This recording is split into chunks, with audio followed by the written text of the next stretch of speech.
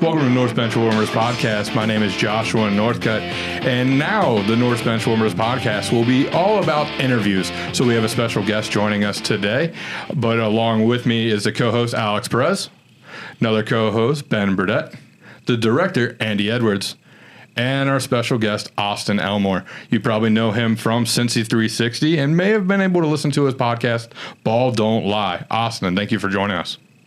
Thank you guys for having me. Happy to be here. As I mentioned before the show, we're just going to talk a little bit about your career and then also maybe ask you some sports questions, local, not so local, even though the fan base is kind of large around here. I'll go ahead and start with the first question. Obviously, you've worked for Cincy 360 and you have the Ball Don't Lie podcast. On the Ball Don't Lie podcast, you kind of opened up a little bit about some of the personal things you deal with on not your latest episode, but the one right before that. What exactly made you willing to talk about those kind of things? Because it's not one you hear a lot about, especially in the sports world. Yeah, that's a great question. I've kind of learned a lot over the last couple of years and been humbled and impressed by like the reach that my podcast has. Or not my podcast, but the reach that my platform has that I've gotten through work for the last couple of years. And I've met all sorts of different people. And I have a appreciation and a respect for people that are really transparent, that are really open about their life. And I think it's easy to get caught up in social media and the way people present themselves and present their life, that everything's great. And it's not always that way. And, I know I've struggled with my mental health and I've talked openly about that. The main purpose for that is to just show people who I really am, to be honest, to be transparent, to be open about that. And also to not be afraid to, let other people know that life's not perfect and life's not always going to go to plan. And that even people who might have this cool looking job like I do, you still have to deal with life on the outside of that. And so I value transparency. I value honesty. And if I can some way help people by just talking about it, then I'll do that. So that's always kind of been the game plan when it comes to that sort of stuff. Yeah, it was definitely one that I kind of related to a little bit. I actually listened to it on the way in here just because I'm 35, just graduating college. And it was one of those wake-up calls that it feels like my life. I'm obviously behind a lot of them. A few of these guys in the room will joke I'm the old head in the room and whatnot. But it related to me that maybe we all have different paths, different stories, as Alex has told me multiple times. And even though I'm getting into the game, as you would say, a little bit later, there's still a path and a goal to all of us to reach. So I want to say, for me personally, that I related to it and it was a really good podcast. My other question is dealing with like Cincy fans. I know they can kind of be harsh towards you because you're from Sydney and you're a well-known Buckeye fan. How do you tune out some of that stuff? Are you talking specifically about UC fans? Is that what you're referring to? I didn't want to throw them completely under the bus, but yes, Bearcat fans. So, most of the vitriol, the hate that I get from them, most of it's deserved because I like to poke the bear, and I think it's really funny when they get mad. And also part of it is that the dynamic that Tony and I have on the show, he's the big UC homer, and I got to be the guy who kind of knocks it back down and brings it back to the center. And so people find it really easy to pick on me because I'm an Ohio State fan and UC fans hate Ohio State. When in reality, I want UC to do really well. Like, it's good for me if UC does well, but also I want Xavier to do really well. I have no dog in that fight whatsoever. I obviously want NKU to do very well, and I am not afraid to talk about it when NKU does do well, and then the Ohio State stuff. So how I deal with it, I used to clap back at people on Twitter a lot, and just to also kind of stoke the fire a little bit. But I've learned probably shouldn't do that as much anymore. So the way I deal with it is I will open up my Twitter mentions and then I will scroll all the way to the top and not read any of them and just clear out the mentions and then go back to doing something else. So stopped reading it, stopped getting upset. And that and the mute button are fantastic because even if I'm just being funny or joking around, somebody is always going to take it differently. Somebody's always going to kind of get really angry about it. And so I'm just not in the mood to fight with people on Twitter. So normally I just clear out the notifications. It doesn't bother me that much. I must say, I enjoy, honestly, the chemistry you and Tony have together. Obviously, I love Mo. I listen to Lance, but just something about Cincy 360 has always pulled me in. As I told you that many times. But Alex, do you have a question? Yeah. Many of us here, especially behind these desks, are kind of deciding whether to go with radio or broadcast television. So could you just talk about the pros and cons of what doing radio is like? Yeah, that's a great question. I would start with the cons. I've been honest with everybody that it's a grind. Like you really got to work your way up, and you've got to find a way to become valuable. And sometimes that's doing stuff that you don't like. And I think that's kind of applicable to any student that's going into any field, is that when you get to it, you're going to have to do stuff you don't like. You're going to have to do stuff that you don't want to do. And it's going to be a grind to eventually get to where you want to go. And the thing with radio is, and especially in my particular circumstance, there's a long history of really talented people that are already there, that have already been there, that have done that and have seen it and are still doing really, really well. So because of that, I've kind of had to wait my place, in line, of do my best and slowly but surely work my way up. And there's still a long line of people ahead of me. So understanding where I'm at on the totem pole has been a bit of something I've had to go through. Financially with radio, I can't speak to TV. I don't know what it's like over there, but it is a bit of a challenge at times. You start off pretty low, and you have to earn your way up and make your way. And especially with being on air, a lot of your money is going to come from endorsements. And so that's something that I don't always have, or I've at times struggled with. So the cons, I think, are primarily like time and money it's going to be a grind for a little while for you. The pros, though, is that you get to talk about sports every day. You get to build something every day, which I love that part of my job. That, each day I have an opportunity to build something that's 3 hours, and it's going to be impacting people, whether it's Josh on his drive in to do the podcast, or it's a guy who's working in a factory and listening to us in his AirPods, or whatever it might be. It has an impact on people. And so that is just such a great feeling to be able to say, all right, let's build something, let's entertain people, let's have fun. And I get to talk about sports, which is pretty crazy. And then the other part of it too is you really get to learn about people. And in our market specifically, we have, I think, 8 or 9 stations in our market, and I've worked on a bunch of them. I've been a board operator, I've been a producer, I've been an on-air talent.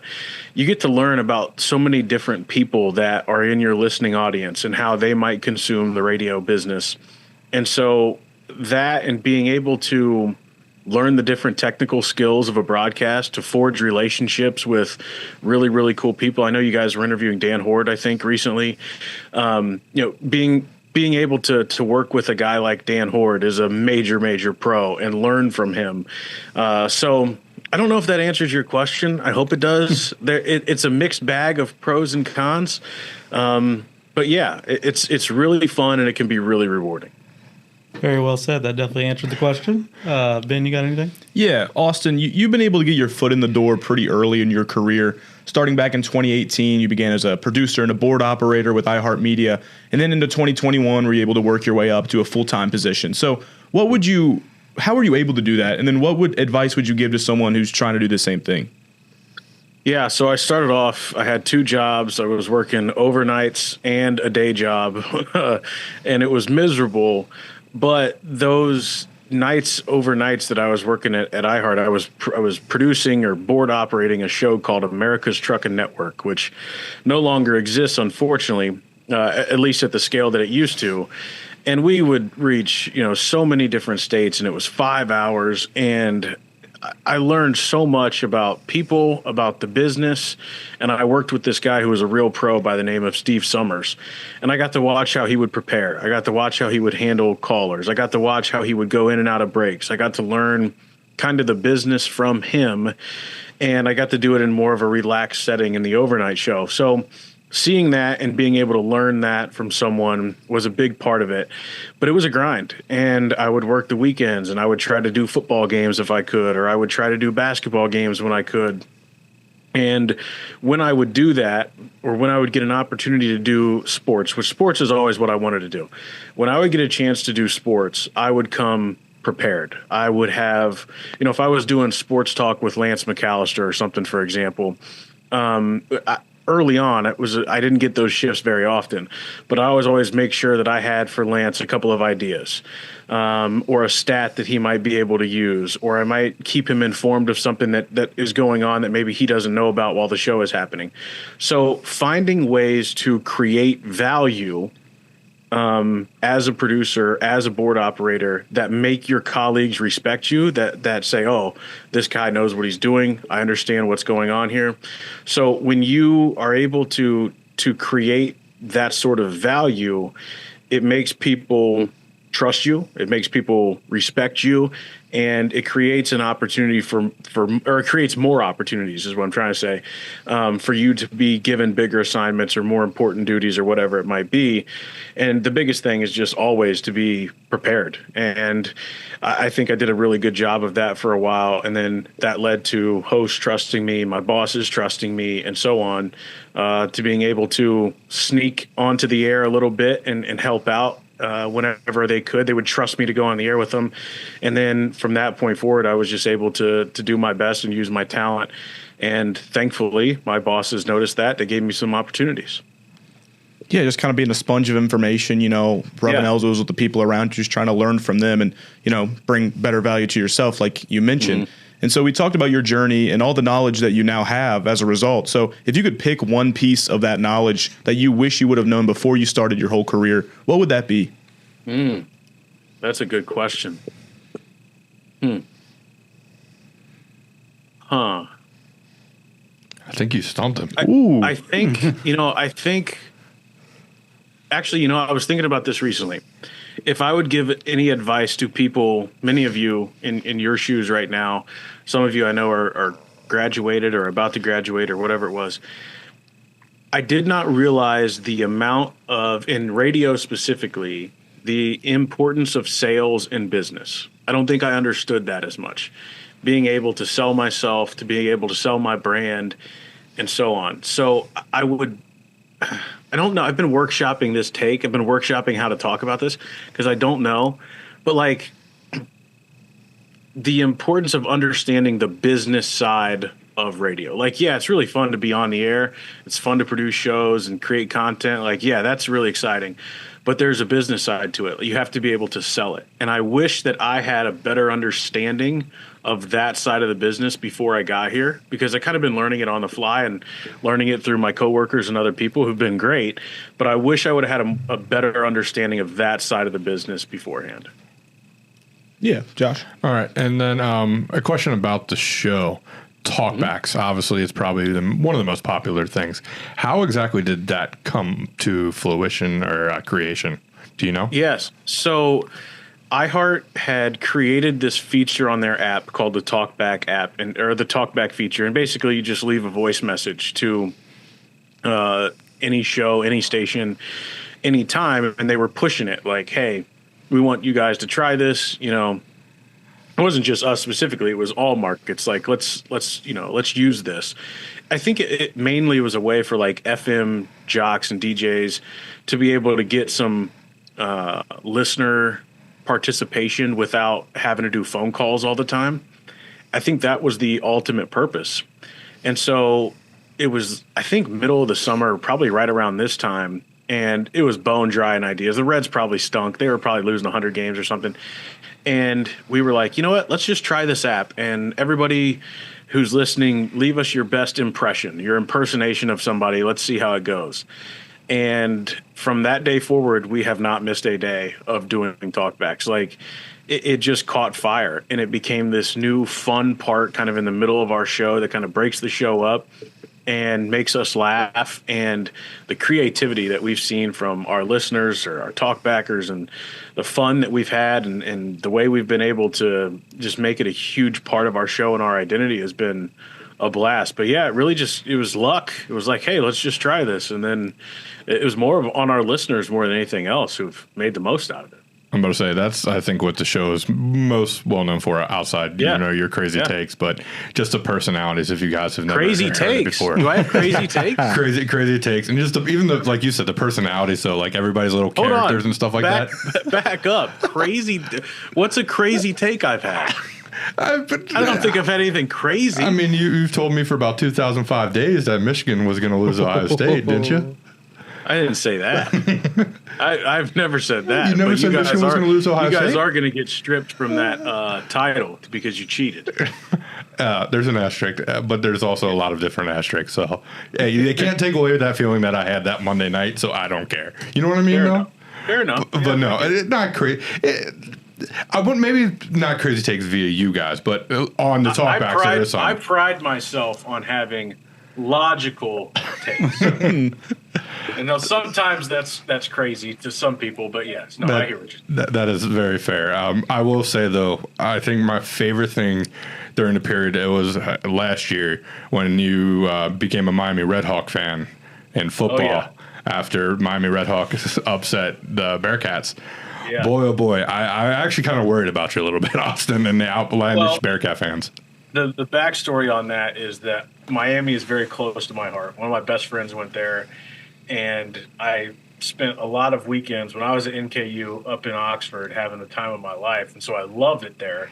And so when they do well, again, trying to be so here's how this backstory goes. Not that anybody cares, but I always, like, if something exciting is happening in a sporting event, I'll just tweet in all caps. Like, I'll tweet all caps, like, Jamar Chase. He just makes a big play. I'll just tweet. I've done that forever. And so Miami beats UC at UC, and all I tweeted was love and honor, which is in all caps, which is their saying, their phrase, motto, whatever. And the Bearcat fans that already hated me because of the way I acted towards them just eviscerated me from that point forward. So I just dug my heels in, and I'm like, all right, I'm all in on Miami. Let's see how this goes. Yeah, no. But now they're part of the show. Now they're advertising with us, and you know what? I'd like to get a little cut of that if any of my bosses are listening. Thank you to Miami for being a sponsor. No, that is like one that absolutely sticks out to me. And then obviously just me occasionally leaving a talk back talking about Michigan football in 2005 days, but we're going to move on. So I know you're kind of sick of talking about the Trey Hendrickson, so I'm not going to bring up Trey Hendrickson specifically, but okay. I saw you post today 100 days out for football. So I'll ask you right now, what is the biggest question for the Bengals coming up this season? Can the defense actually be slightly better? They have put all they basically put everything into the bucket that Al Golden's going to fix everything. They're saying that last year they got unlucky and Lou Anarumo did a bad job, and so they fired him, and Al Golden's going to get the best out of these young players, and they won't be that unlucky again. That's basically the strategy that they've taken. That is a bold strategy. That's a scary strategy. So the biggest thing is, can Al Golden actually get more out of these young defensive players, and can they improve marginally? I think they're slightly better against the run right now than they were a year ago. I think they expect Dax Hill to be a number one corner. I think they expect Cam Taylor-Britt to play better. And then after that, can Geno Stone, who he was in the last 5 games of last year, can he be that guy over the course of 16, 17 games? So the questions is basically the biggest question, the biggest concern is, can those guys just play slightly better? Because if you look back to last year, the Bengals' offense was fantastic. And if they just had a league average defense a year ago, they probably would have been the 2 seed in the AFC. They probably would have won the AFC North again. They would have had a chance to go to the Super Bowl.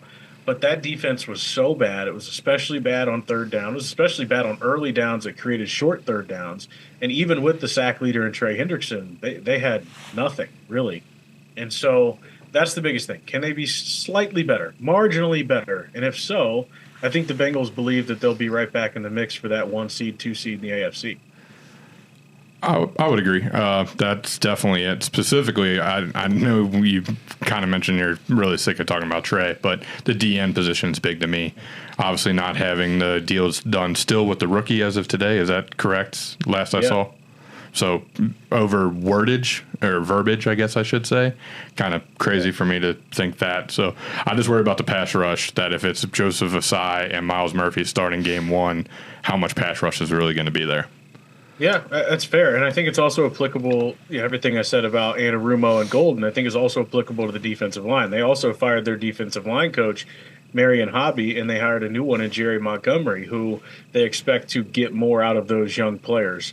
But yeah, the Shamar Stewart thing is weird. Apparently the Bengals are trying to add a piece of language in the contract that determines when he gets all of his money instead of getting it all right now. I'm not really sure why they are deciding to do that at this moment. They didn't do it with Amarius Mims. They didn't do it with Miles Murphy. They didn't even do it with Jamar Chase and T. Higgins in those deals.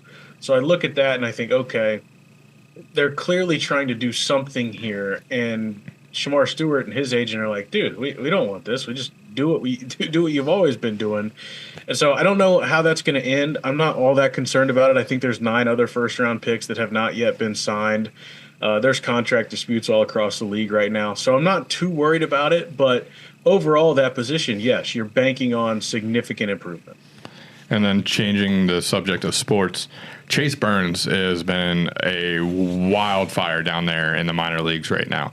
Do you think it's time to call him up, or do you still think give him a little bit more leeway? Because I get them being patient with him and having a plan with him. I don't know how much longer he can stay at Double A if he's just striking dudes out at this pace. I knew he would fly through the system. I think before the end of June he'll be up in Triple A. And then I think what becomes really interesting is where are the Reds at come August? Where are they at come September? September call-ups happen. If he's able to get a couple of months of good pitching going on in Louisville when he gets called up, I'm assuming he gets called up next month. Let's just assume that happens. He goes up to AAA. Can he get a couple of good months of pitching up there? And then where are the Reds at? And if it makes sense, bring him up, because I don't think Rhett Lauder is going to be a part of the conversation for a little while with that oblique strain.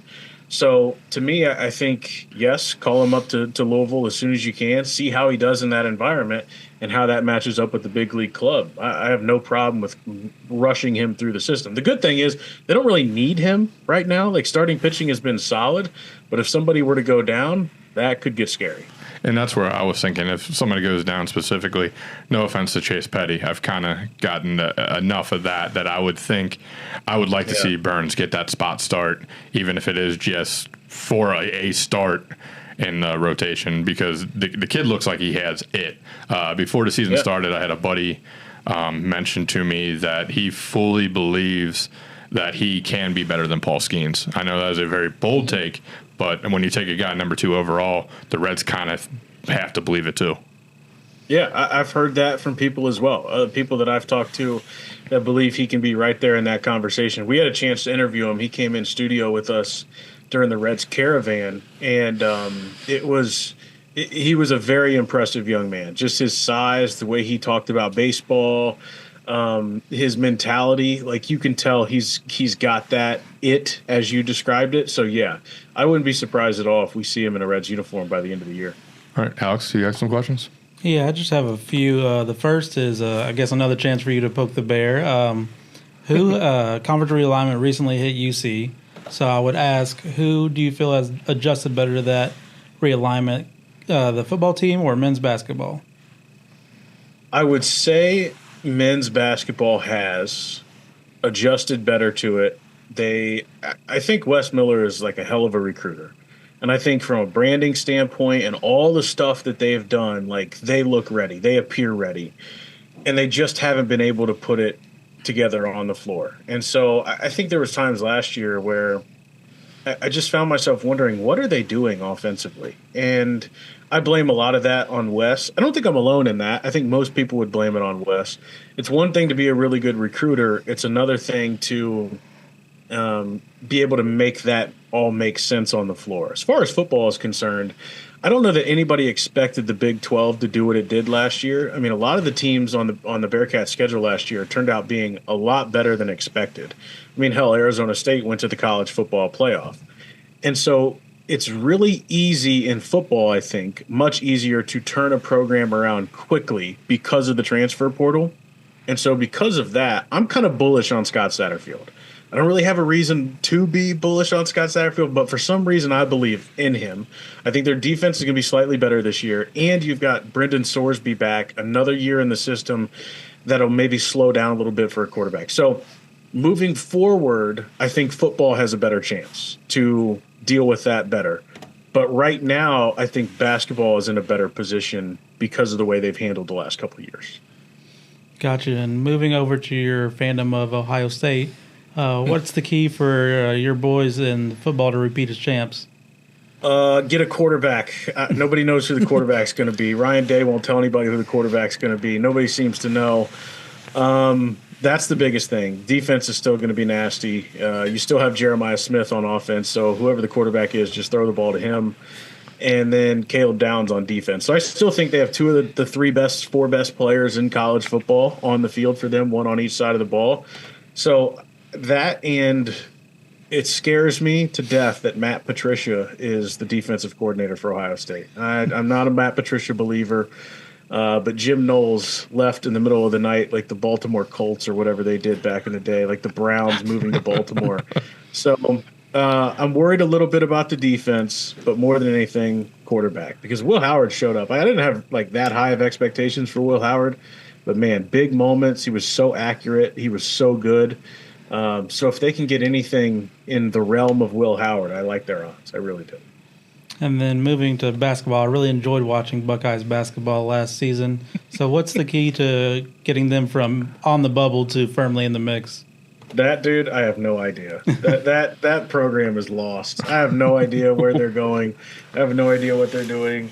I wish I had an answer for you. I like Jake Diebler. I like that. I saw they got Bruce Thornton back today. He's a good player. I have no idea. It might be fair to say that UC is in a better spot than Ohio State basketball-wise, which is a scary thought for me. All right. Ben, you go? Yeah, talking about the Reds, they've had a really excellent pitching staff outside of this past weekend, which we're just going to act like didn't happen. Go Cubs. Okay, well, all right, there you go. Threw you completely off. All right, well, what is it about this season's Reds team that just hasn't been able to hit? I mean, they're sitting under 500, and we see hitters like Matt McClain, who I understand there's a sophomore slump aspect to it. He looked like primed for just an unbelievable career in a Reds uniform when he broke onto the scene in 2023, and he looks just like an absolutely different hitter this year. I've heard, people blaming Chris Valleca, whatever it might be, but what is it with this team that just is not able to consistently put runs on the board? Yeah, that's a good question. I think we're all trying to figure it out. I think the biggest thing is they don't have that many good players. Like, as crazy as that might be, it just seems like they don't have that many good players. And on top of that, the guys that they have acquired, like Jose Trevino, Gavin Lux, those type of dudes have been solid. Like, they've been productive. But the guys you're counting on, Ellie De La Cruz, Matt McClain, Spencer Steer, Tyler Stevenson, they just haven't been. And to me, it looks like there's no real plan at the plate. And if there is, I'm having a hard time deciphering what it is. Now, that being said, the last 4 games, they've scored 6 runs or more in each of them, which is the first time they've done that since the first 4 games of last season, which is kind of hard to believe. So maybe they turned a corner. I don't know. But they don't hit for power. They rely a lot on hitting with runners in scoring position, on situational hitting, on 2-out hitting. And in today's baseball, that's just harder to come by. I think they've made a mistake in the way that they've built the team to not be more more of a power team, especially a Great American Ballpark where you play 80 games a year. You should have guys that can hit the ball over the fence. And when you're not getting those big hits, or you're not stringing them together, you got to have guys in your lineup that can just hit the ball out of the ballpark and put a couple of runs on the board. They just don't have that. Will Benson has shown that he could do that a little bit this year. Ellie hasn't done it as consistently as you'd like. Neither has anybody else. I mean, so the power, the lack of power, I think is a big part of it. And, I mean, shoot, you see how different the lineup is when Austin Hayes is in it. Now, he's got legit powers, hit a bunch of homers. He's hit like 2 triples already, extra base hits, those sorts of things. So if you just add a little bit, sprinkle a little bit of power to the lineup, I feel like they could be a lot better. But the biggest thing is that they're striking out way too much and not getting that big hit, not getting the clutch hits, not stringing the hits together at all. And I wish there was some sort of explanation for it, but they just always look off balance. Yeah, and speaking of strikeouts, I wanted to ask you about Ellie because it seems this year he's consciously trying to cut down on the strikeouts, but it almost seems like he's overcompensating. He's not swinging as hard, just a lot of weak ground outs, and he's still striking out a ton on pitches that are in the zone. I mean, it almost seems like his contact is worse, even if the strikeout numbers aren't. And, I'm being patient with him. He's 23 years old. I know he's primed to be a superstar. He has all the tools. But and by the advanced metrics, he looks like he's an average player, OPS plus or whatever you want to look at. But the OPS is not as high as you would want from a player of his caliber. I just don't know what's up with that. Yeah, I don't either. He's not pulling the ball in the air hardly at all, not nearly as much as he used to. His ground ball percentage, I think, is over 60%. Now, his strikeout percentage has dropped 3%, and his average exit velocity, like all that's like fine.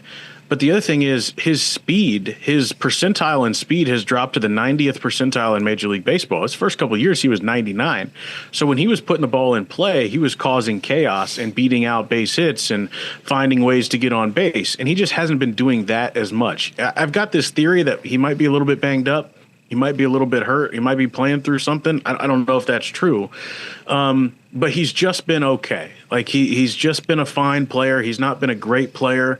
I'm hoping that there are some tweaks in his swing that can generate more power, that he is not afraid to try to pull the ball a little bit more and get the ball out of the ballpark that way, because it almost seems at times like he's trying really hard just to make contact and flare the ball over second base or flare the ball over shortstop. That's not a bad thing, but also you need to have more power. So the strikeouts going down, I think 3% total, that's a good thing, but it's not resulting in as much success, I think, as you would like. And that, I think, is the frustrating part with Ellie, because I want him to be a dude that hits 50 homers, right? I want him to be like Ronald Acuna a couple years ago. And in this ballpark, you think that could happen, but the power's just not there right now. And I'm hoping there's a tweak that can be made in the swing somewhere to get that back. Yeah, and I wonder if there's some in the back of his mind. He's mentioned, we've heard it on the broadcast, he wants to play a full 162. He wants to. I wonder if he's trying to save himself, if he's worried about picking up some sort of injury. He's not really running out ground balls like he used to. I'm just not sure exactly what it is. But, I mean, we need that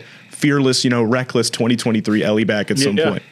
That's an interesting observation. Yeah, it could just be saving some gas, preserving a little bit of gas for the big 162. Maybe that's possible. Yeah, interesting.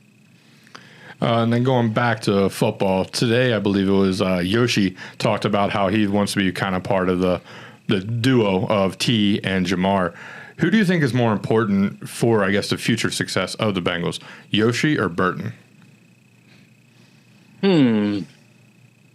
It's a good question. I feel like Burton can be more of a deep threat and can unlock more parts of the offense. Yoshivas can be a really reliable, middle of the field type of player, like almost like Tyler Boyd was for a few years. And I think the upside is still much higher on Jermaine Burton just because of his athleticism and his ability to stretch the field. And when he gets the ball in his hands, he can make stuff happen. We saw a little bit of that towards the end of the year with him in returning kicks. So I think right now the answer is still Yoshivas, just because of him and Burrow being on the same page. And I think Zach Taylor trusts him a lot as well.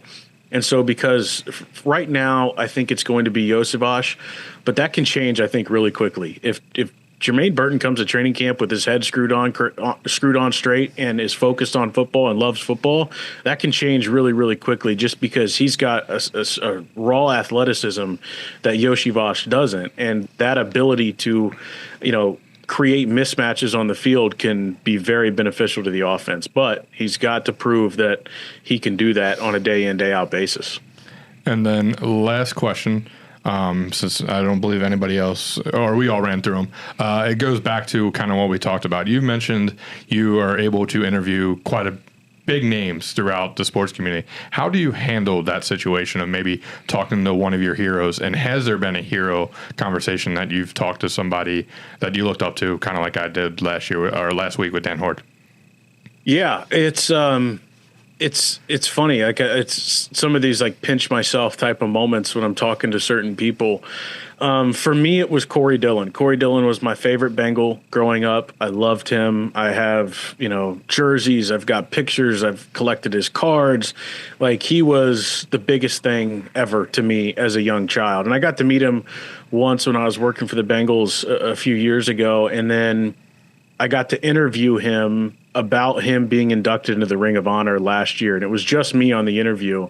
And I kind of just got to kind of show my appreciation for him, but also like congratulate him for all that he had done and this honor that he was getting for the Bengals. So I don't know that I think about it or if there's like a key to it. Everybody is a human being and you just treat people as normally and as best that you can. But I think there's also a way to do that and tell someone how, much you appreciate them or what they've done or what they did do or doing or are doing. And so for me, the biggest one was Corey, just because of the way I revered him growing up. And it was a really good interview. It is one of the things I'm most proud of that I've been able to do. So I don't know that there's a secret sauce to it or a way that I like really try to approach it as just like it's just two people talking and do your best, I guess, is the best way to say it. Yeah, I know the Jungle to the Hall is pushing for obviously Ken Anderson and Willie Anderson to get in the Hall, but the next is Corey Dillon. He, in my opinion, is a Hall of Famer. He played for anybody else outside, I hate to say it, but the Bungles of the 90s. He's probably in the Hall of Fame by now. And he was the single most important part of the Patriots Super Bowl win when they beat the Eagles in Jacksonville. I mean, he was unbelievable that season. I think he rushed for like 1,900 or 1,800 yards and like 20 touchdowns. He was unbelievable with the Patriots as well. So never gets enough credit. No, I totally agree with that. But I don't think we have any more questions around here. Andy, do you have any? I am all good, but thank you. I appreciate it. All right. So, Austin, again, we appreciate you coming on and taking some time out of your day. Do you want to let the people at home know where they can follow you or find you or see your work? Yeah, thank you guys so much for having me. I really appreciate it. You can follow me on everything. I'm most active on Twitter at Audie Elmore, AUTYELMORE is the @, and you can also listen to the Ball Don't Lie podcast wherever you get your podcasts, including the iHeartRadio app. And Cincy 360 is live weekdays from 12 to 3 on ESPN 1530. You can also listen to that on the iHeartRadio app. You can catch me most Sundays for extra innings after Reds baseball and 700 WLW as well. Got a lot of stuff coming up for Bengals season on WLW as well. So looking forward to it, and thank you guys. Thanks again for joining us, Austin. Obviously, Alex, Ben, thanks for joining us. As always, I guess I'll thank the Cubs fan over there in the other room, Andy, for directing the show. And as always, thank you, Bill Farrow and NKU Media, for doing everything you did. We will be back hopefully soon with another interview. Until next time, peace.